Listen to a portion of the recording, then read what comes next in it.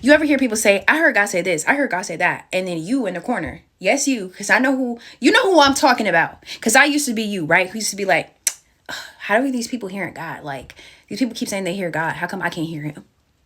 What am I not doing right? Am I not a good enough Christian? How come I don't hear the voice of God? Is God whispering to them?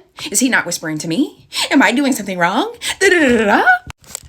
Sis, or bro, free yourself from the shackles of the enemy trying to tell you that you're not qualified enough to hear from God. Because let me tell you what the real tea is. You want to hear it? You want to know why you can't hear God? You got too much noise.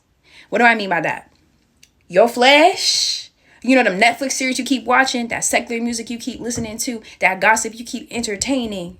Shall I keep going? All of that is fleshly. It pleases the flesh. It makes you feel great.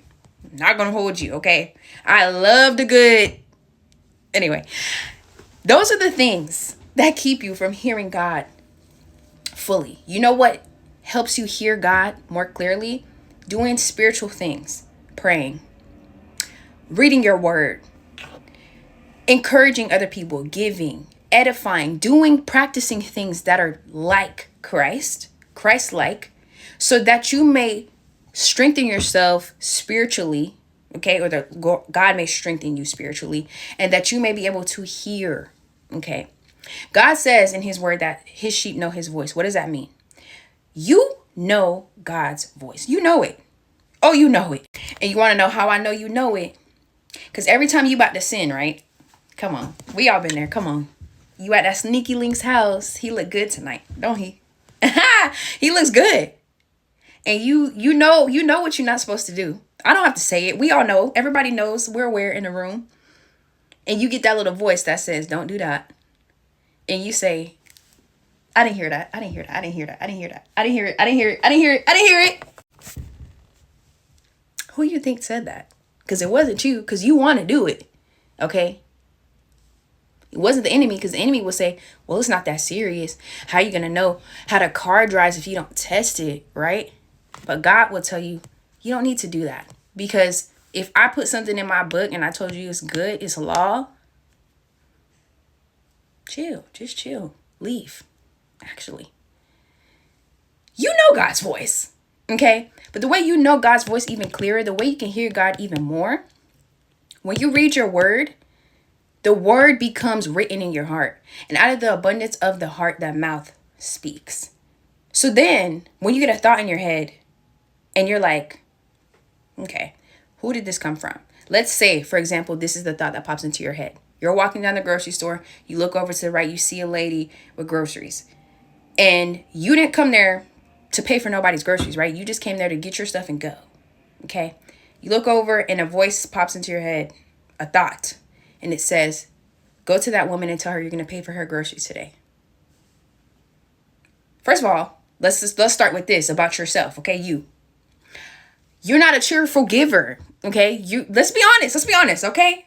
You don't like to give at this current time. So it's very, very out of your character to go out of your way to speak to a stranger, number one, which is crazy. Number two, to go tell them that you're going to pay for their groceries. And number three, to do it with a heart that's open and willing to do it.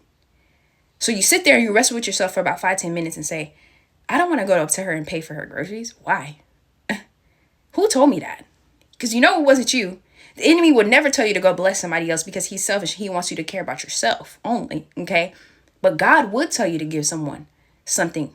Because it's never about what you're doing. It's always about your heart posture and how you're going to obey who?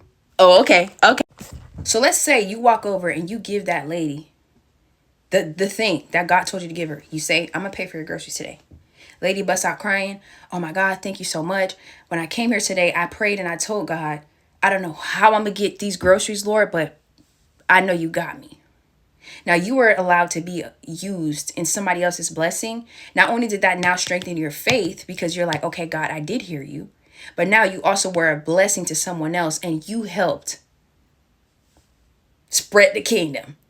So when you say you don't hear the voice of God, ask yourself, do you really not hear the voice of God? Or when God is prompting you and leading you to do these things in the mundane, in the daily, when people are not seeing you on platforms, when people are not able to put their finger on the things that God is telling you to do every day, do you listen?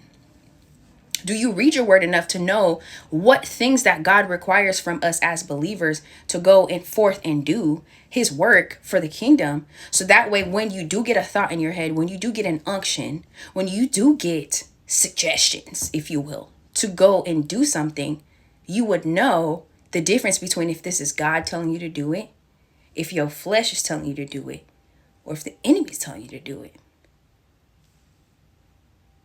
You know God's voice.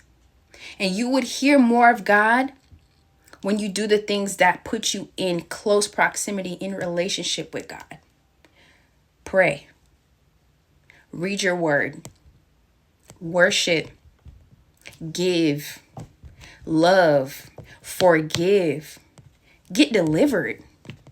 Because that's another thing that could cloud you from hearing God too. Because when you're dealing with demonic spirits, those things are very loud in your head at times, depending on what you're dealing with, and it clouds your relationship with God. And deliverance is a free gift, and it's what Jesus spent most of his time doing. So anybody who tells you demonic spirits and demons ain't real, I don't know what Bible they're reading. Okay? You hear God. Thank God.